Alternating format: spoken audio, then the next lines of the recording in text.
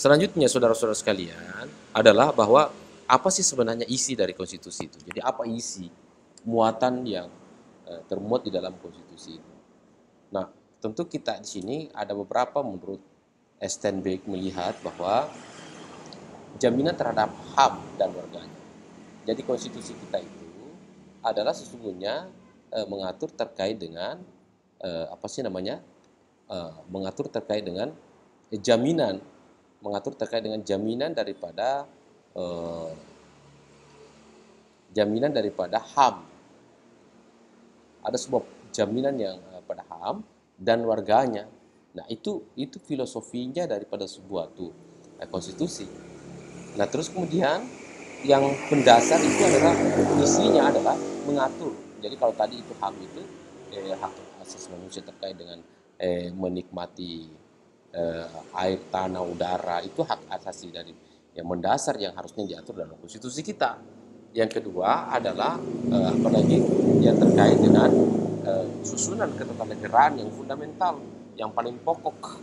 Yang manakah yang paling pokok dalam susunan ketatanegaraan kita, yakni adalah terkait dengan mulai dari presiden, mulai dari gubernur, terkait dengan bupati, menteri, kemudian adalah apa namanya organ-organ yang memang dibutuhkan dan sangat penting yang ada dalam suatu negara. Itulah kemudian yang diatur di dalam ketatanegaraan dalam suatu konstitusi.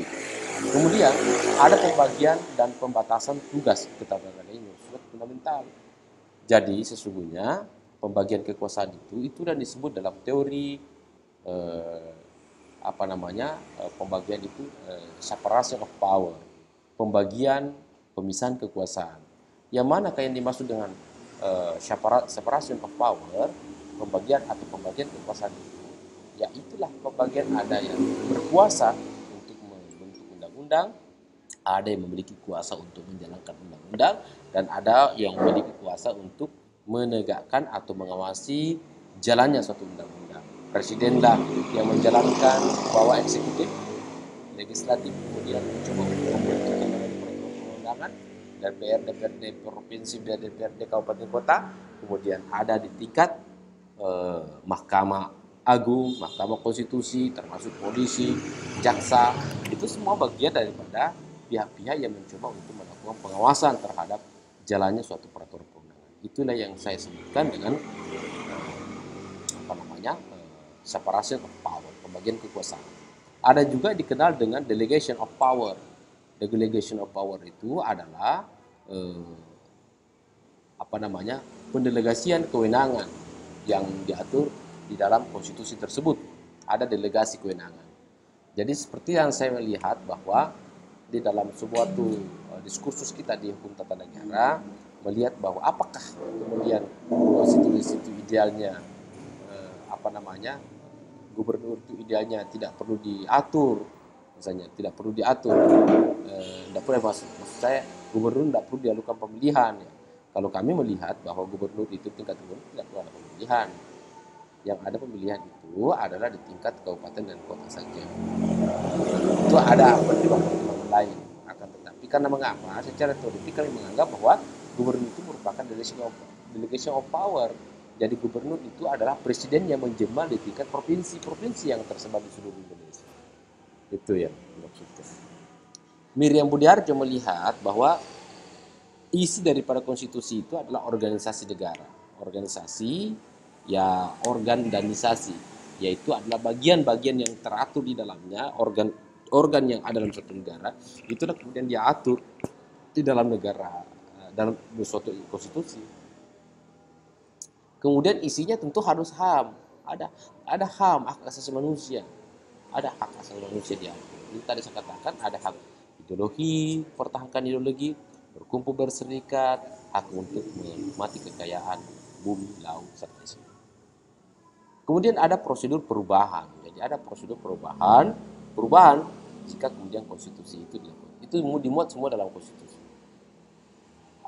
Dan ada juga seidealnya ada juga larangan mengubah sifat tertentu. Seperti kemarin, kalau seperti saat ini, dulu itu kita melihat bahwa sudah 4 kali perubahan amandemen Undang-Undang Dasar kita, namun preambulanya itu kan tidak berubah. Yang pasal-pasal lain kok boleh saja berubah, tapi preambulnya tidak berubah. Itu mungkin seperti itu pandangan daripada Miriam Budiarjo. Aan Stuart Diamond melihat bahwa hendak mewujudkan nilai-nilai dan prinsip-prinsip demokrasi. Nah, sebenarnya saudara-saudara sekalian, saya mengatakan, walaupun ini perlu dengan diskursus dan perlu ada kajian, saya melihat dalam konstitusi kita itu, sesungguhnya dari dasar utama konstitusi kita itu, kita tidak mengenal namanya demokrasi. Istilah demokrasi, kita mendengar demokrasi, melakukan demokrasi, tapi tidak mengenal istilah demokrasi. Yang kita kenal dalam konstitusi sebagai Indonesia itu sebagai khas daripada warga negara Indonesia, daripada bangsa Indonesia sebagai negara Indonesia itu, yang kita kenal adalah kedaulatan rakyat. Nah, kedaulatan rakyat inilah kemudian yang dilanjutkan, ditafsirkan, kedaulatan rakyat ini ditafsirkan sebagai bentuk demokrasi. Tapi sebenarnya ambigu, kadang saya melihat ambigu. Tapi ini perlu sebuah diskusi panjang karena saya juga tidak ingin memberikan sebuah istilah-istilah yang bisa saja memabukkan mahasiswa atau mencoba untuk memberikan sebuah istilah yang kira-kira saya mungkin keliru dan ini masih perdebatan. Tapi saya melihat intinya bahwa dalam kajian saya bahwa sesungguhnya hakikat dasar daripada negara Indonesia itu adalah kedaulatan rakyat. Tetap saya berangkat daripada bahwa negara itu adalah kekuasaan tertinggi ada di tangan rakyat yang diatur berdasarkan aturan-aturan hukum yang berlaku di dalam negara.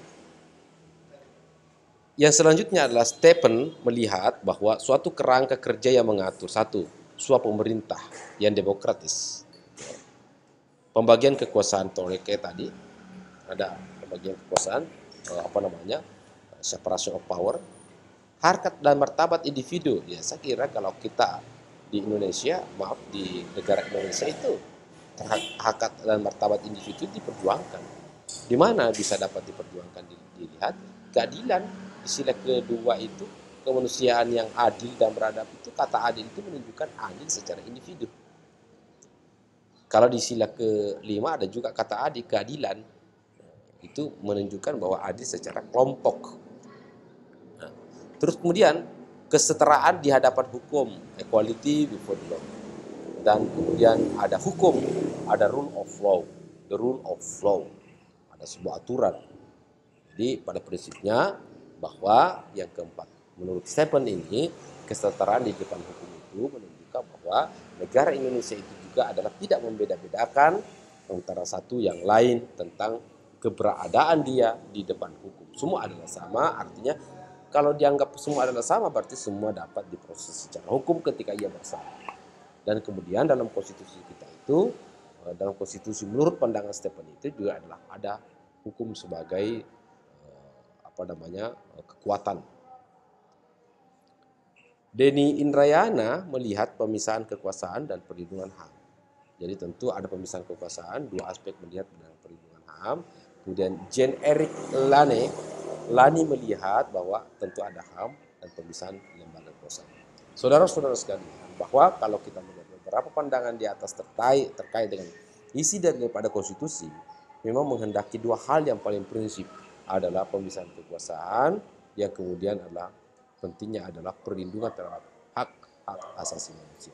Dan untuk itu bagi saya bahwa walaupun berapa kali perubahan itu dilakukan oleh negara, walaupun berapa kali dilakukan